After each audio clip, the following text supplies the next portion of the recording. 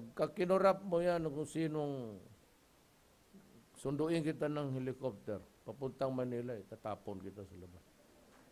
Oh. Nagawa ko naman yun, ma'am. Bakit hindi ko gawin uli? Maswerte sila, wala ako sa Manila. Kung gano'n karami isang bahay na siya, talagang papatayin kita. Huwag na tayo magdrama. Ako mismo, ako ang babaril kung walang ibang magbaril. Pero habang nandyan sila, to the last day of my, however long or short, I may be there. Pag presidente pa ako, until the last pusher is out of the streets, until the last drug lord killed, talagang papatayin kita. Po, Pangulong Rodrigo Roa Duterte.